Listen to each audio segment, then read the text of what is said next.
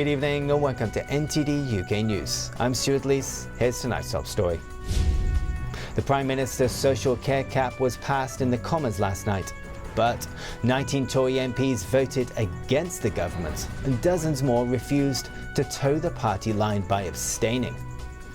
Also tonight, hundreds of politicians and friends gather at Westminster Cathedral for a final tribute to Sir David Amos, the Conservative MP killed serving his constituents in Southend. And consumer group Which reminds consumers that it's important to do research before shopping on Black Friday. Its investigation shows products on offer are often cheaper in the 6 months leading up to the event.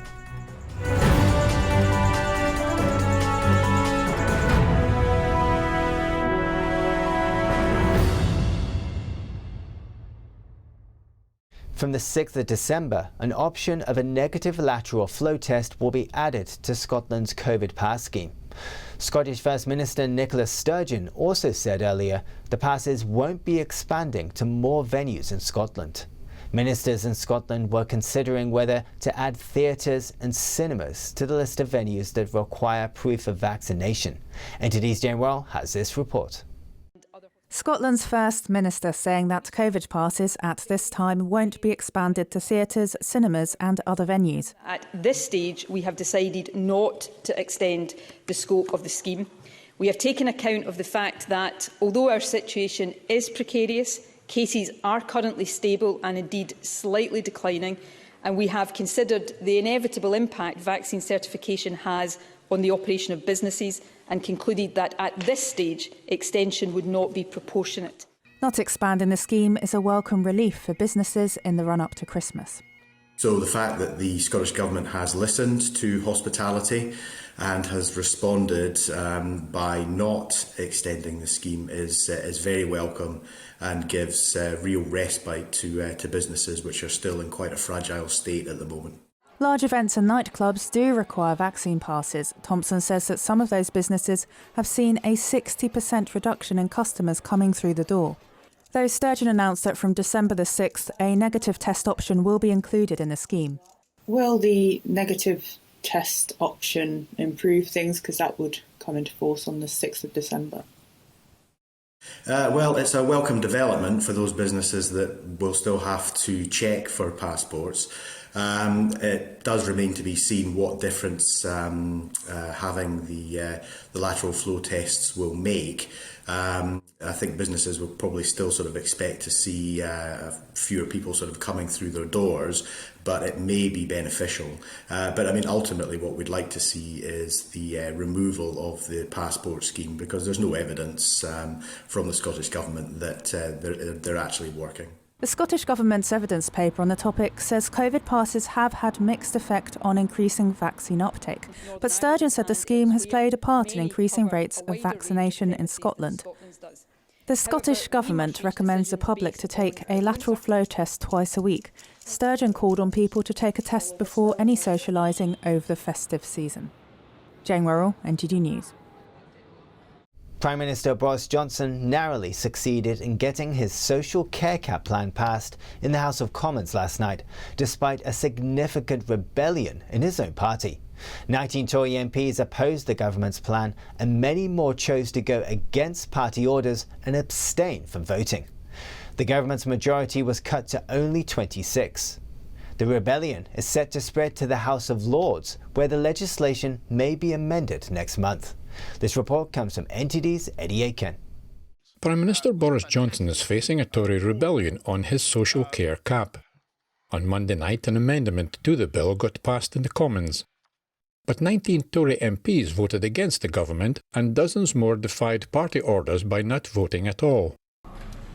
The ayes to the right, 272. The noes to the left, 246. The government won the vote by 26, a major cut to the Prime Minister's working majority of around 80 MPs. The rebellion is set to spread to the Lords, where former ministers will try to force a government climb down.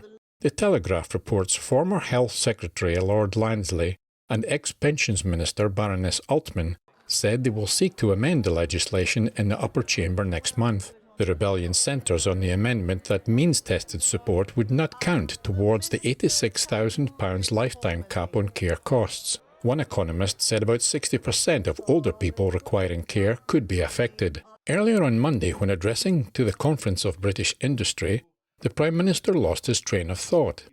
So with safer streets, with great local schools, with fantastic broadband,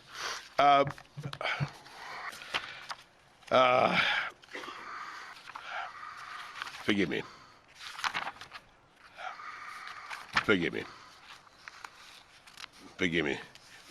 People will have the confidence to stay nearer the place they grew up, to start business. He talked about Peppa Pig with business leaders as a good example of British creativity. Yesterday I went, as we all must, to Peppa Pig World.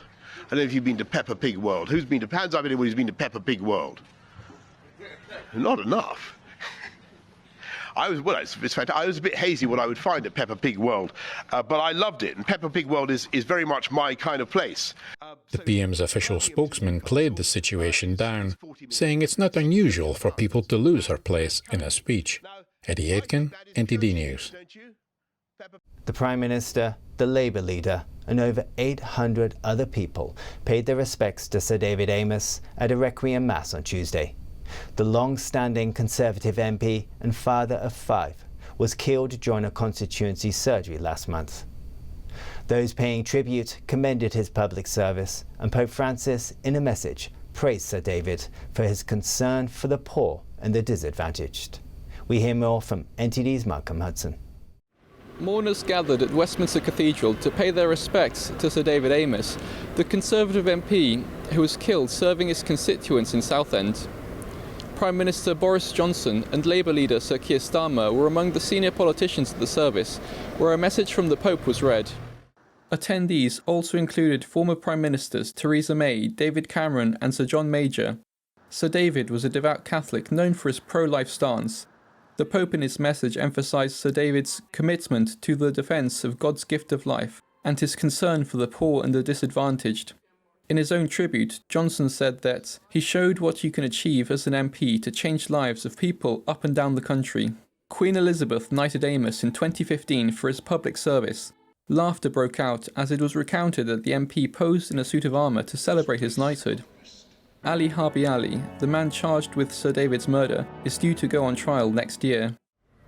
Yesterday, thousands of people lined the streets of Southend to say farewell to the MP who represented them since 1997.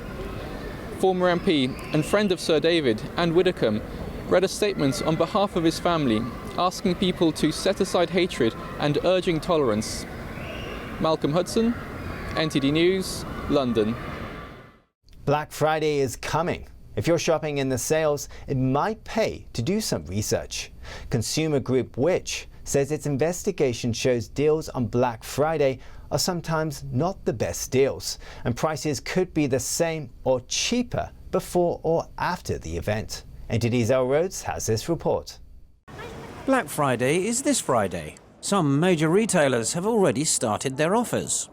Consumer group Which is reminding consumers of the importance of doing some research, as its investigation found over 90% of Black Friday deals last year were not the cheapest prices. The consumer champion analysed about 200 deals at major retailers Amazon, AO, Argos, Currys, John Lewis and Richer Sounds. They compared the prices daily over 6 months before and after Black Friday and on the day itself, and found the prices of 184 products were the same or even cheaper during the 6 months before the event. These included popular items such as washing machines, soundbars and TVs. Only 17 products had the lowest prices on Black Friday. The retailers said that they do offer genuine savings on Black Friday, as well as offering customers good prices all year round. Black Friday, originating from the US, first came to the UK in 2010 when Amazon introduced offers on that day.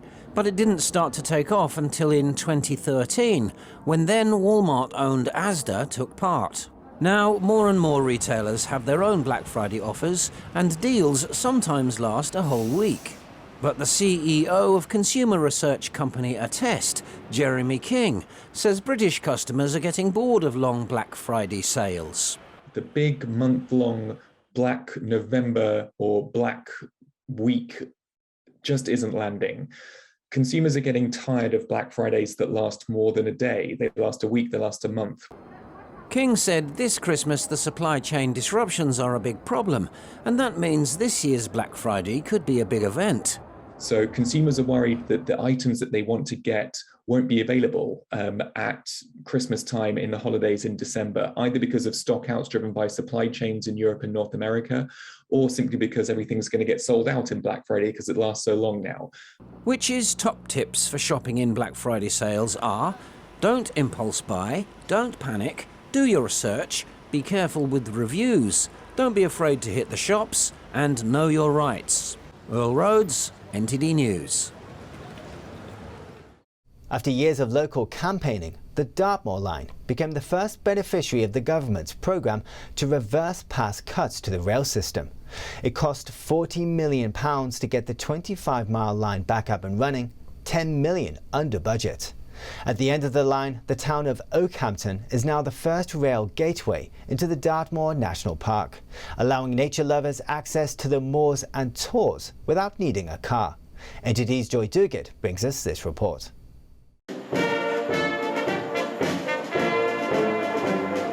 The train arriving on Platform 1 has been delayed by nearly 50 years. The railway line to Oakhampton in Devon was closed in 1972. But after a campaign lasting a decade, the 6:30 from Exeter marks the return of a regular train service. 50 years of no line at all, brilliant. Opens up Dartmoor, doesn't it? The line reopens as the government reverses rail cuts. So it will serve three things mainly: leisure people coming to the moor, people commuting into Exeter or going into Exeter for shopping, and academic users, students and so on. So it serves all sorts of things. Locals embrace the new service. Full carriages shoot through the Devonshire countryside. How often are you going to be using this line? We'll be using it to go shopping and things at the weekends, as it's cheaper than driving and parking. Definitely more than 3 times a week. I visit my girlfriend in Plymouth and I go to college in Exeter. To reopen the line, bridges were repaired, new track laid and undergrowth cut back. Local experts say it was £40 million well spent. We've got a huge area which is a rail desert otherwise here, so this is going to become the oasis for a few 100,000 people that have very poor access to the rail network up until now.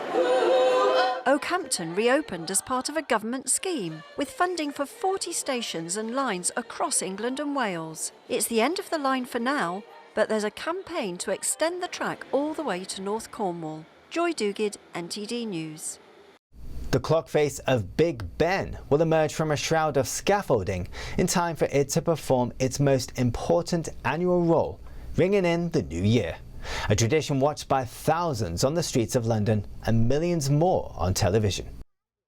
The clock tower of the Houses of Parliament has been hidden for 3.5 years. In that time, hundreds of craftspeople have repaired masonry, replaced metalwork, repainted and regilded parts of the clock face in the biggest restoration since it was built in 1859. Project manager Nick Sturgeon said removing the scaffold is a massive milestone in the nearly £80 million restoration. On Monday, workers began the process of dismantling the scaffolding, a task that will take months. By New Year, the public will see all 4 clock faces with most of the scaffolding removed from the facade. Still to come, 45 people, including a dozen children, are dead after a bus carrying tourists back to North Macedonia crashed and caught fire in Bulgaria. That and more after the break.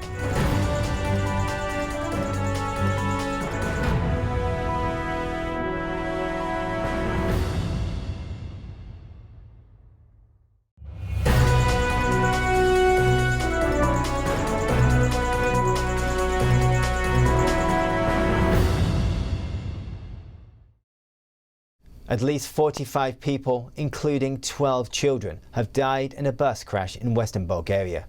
Officials say the bus carrying mostly North Macedonian tourists crashed in flames on a motorway in the early hours of this morning. At least 45 people died in a bus accident in western Bulgaria on Tuesday, including 12 children. TV footage showed the bus charred and gutted by fire.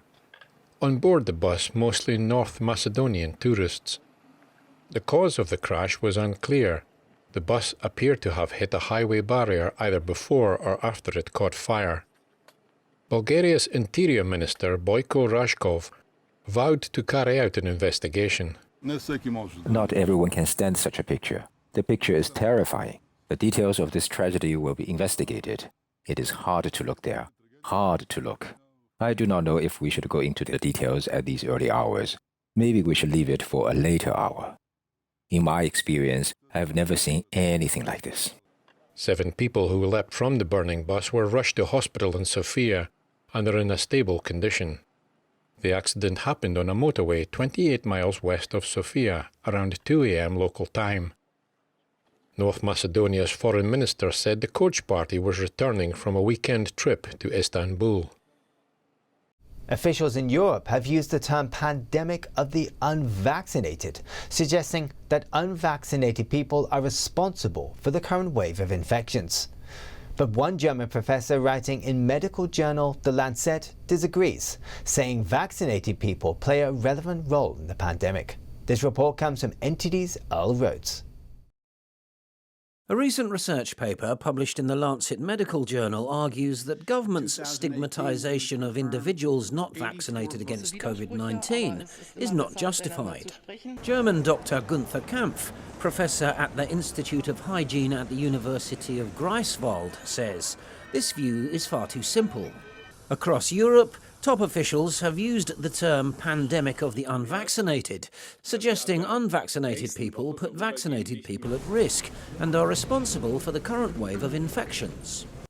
Kampf wrote, "There is increasing evidence that vaccinated individuals continue to have a relevant role in transmission."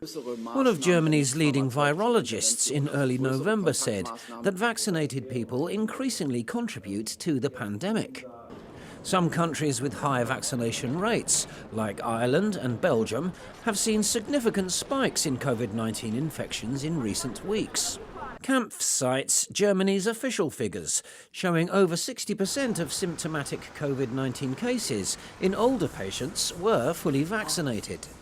The head of the university hospital in Dresden, Germany, said on Monday, in his hospital, almost half of COVID patients, excluding those who are seriously ill, are vaccinated against the virus, and their share is growing. Earl Rhodes, NTD News. Now, the concept of repairing things is nothing new, but campaigners in Europe say current legislation doesn't go far enough when it comes to helping consumers repair their broken electronic devices rather than throwing them away. They want an EU-wide version of a repairability index, first seen in France. Meanwhile, repair cafes in Denmark and Sweden are reinventing repair for the modern age. NTD's Anna Rodriguez brings us more.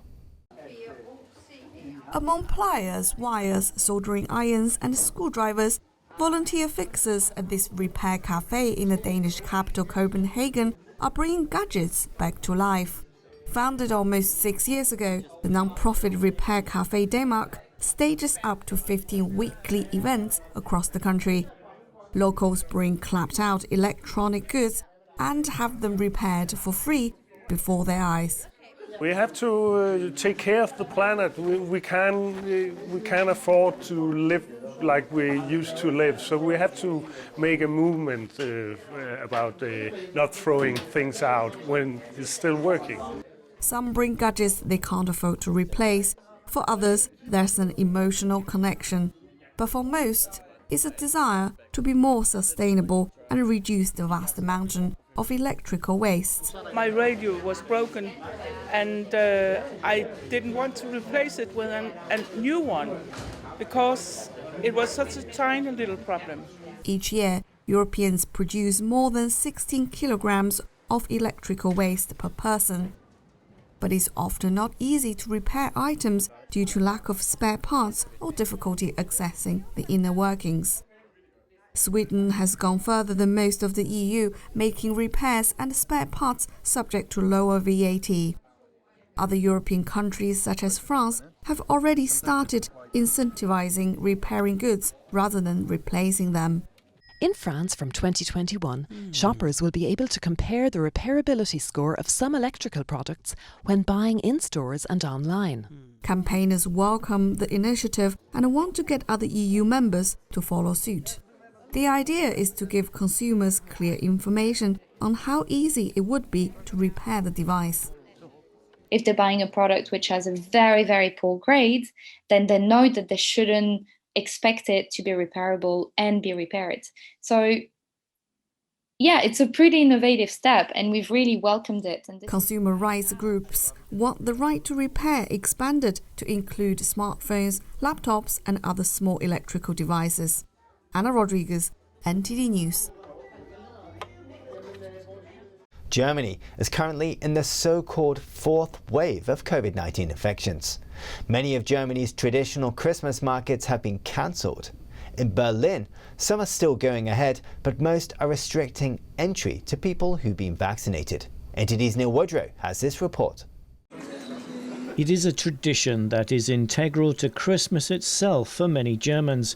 The country's Christmas markets are a place to meet, drink a glass of mulled wine and buy a few presents or Christmas decorations. In Berlin last year, almost all Christmas markets were cancelled, and this year only a few are going ahead, like this one in iconic Gendarmenmarkt Square. We're of course happy that we can have a Christmas market this year, after the pause last year. And we're really happy that the exhibitors have come and that they are not afraid something will happen here. For several months it has been clear that the markets in Berlin have had two options. The so-called 3G rule with entry for people that are vaccinated, recovered or who have had a negative test result, or the so-called 2G rule with entrance limited only to vaccinated people and those who've recovered from the virus. We decided on the 2G rule voluntarily about a month ago because we thought that it would be the best solution to make sure that people came and felt safe. With 3G, people must wear a medical mask and keep a distance. With 2G, there is no need for either. These two visitors from Iceland came to Berlin specifically for the markets. They say they feel safe here due to being vaccinated. But officials are tightening restrictions nationwide to combat what they say is needed for the recent wave of COVID-19 infections. Yeah, because I think it's in 2 or 3 weeks it's closed, or 2 or 3 days it's closed. I prefer to come right now, at the beginning. In other cities and states, officials already closed large and famous Christmas markets, like Dresden's oldest Christmas market in the state of Saxony, which has shut all cultural events. The market was a sorry sight on Monday as stall owners dismantled the already erected huts and packed tree decorations away again. It's sad, but true. Good. Looks lovely, doesn't it? Neil Woodrow, NTD News. Germany's highest peak, the Zugspitze, opened for the winter season on Friday. Special COVID restrictions apply, including so-called 2G rules, which mean only people fully vaccinated against COVID-19 or who have recovered from the illness have access to the slopes. We've got more from NTD's Joy Duguid. The slopes are open again at the Zugspitze, the highest mountain in Germany. Skiers wearing masks were seen riding chairlifts and getting onto cable cars as officials strictly enforced so-called 2G COVID rules. This means only vaccinated people or those who have recently recovered from COVID-19 are granted access. Some other adjustments were also made. We have reduced the capacity in the cabins. For example, in the Zugspitze cable car to only 80 people instead of 120. In the rack railway, only seats may be occupied. And last but not least, there is a requirement to wear FFP2 face masks, which applies in queuing areas in the cabins and on all lifts. Weather conditions are favourable. Ja, mega. Also Wetter ist super. Mega. The weather is great. The snow is good, and of course we stay on the slopes. Next to it, there is not enough snow. We can't complain. It's warm, not too cold. The weather is great. There is enough snow, at least on the slopes, and so it couldn't be better. However, the spokesman for the local cable car operator said his team had learned not to plan too far ahead. We are enjoying the day today, and we are ensuring all measures are carried out so that we can operate the ski lifts. What happens tomorrow, we can't say at this point. Hours later, the state premier of Bavaria, where the Zugspitze is located, announced a lockdown for unvaccinated people from next week. German Health Minister Jens Spahn said that a nationwide lockdown, including for vaccinated people, could not be ruled out, amid a reported spike in cases. Joy Dugid, NTD News. For most wild birds, seasonal change means migration to warmer regions of the world. But for their captive counterparts in the Czech Republic, it means moving from an open-air pond to a heated enclosure. NTD's Lily Joel has the details. These pelicans are getting a new home for the winter. Keepers at the Liberec Zoo in the northern Czech Republic are catching all the big water birds living on the lake to transfer them to a heated enclosure. For these captive great white pelicans, migrating thousands of miles south every autumn is not an option. Today we are capturing the pelicans, which is a yearly event because the white pelicans are partly a migratory species and they nest in the warm areas. So for the winter we need to place them on the wintering ground near the zoo. The pelicans will spend the whole winter there and they will be released back onto the lake when the winter and spring frosts are over. Although this species is not endangered, all were born and raised in captivity. In efforts to avoid injuring the birds, the keepers handle them only with their bare hands, a challenging task given the more than 3-meter wingspan of the species. Once the winter is over, the birds will be returned to their open-air enclosure. Lily Zhou, NTD News. That's the news for today. Have a good evening.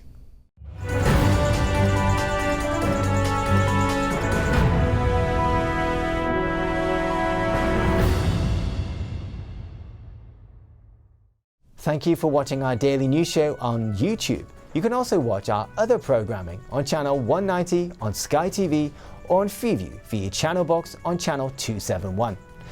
In the meantime though, please give this video a like and hit subscribe to our channel. Have a good day.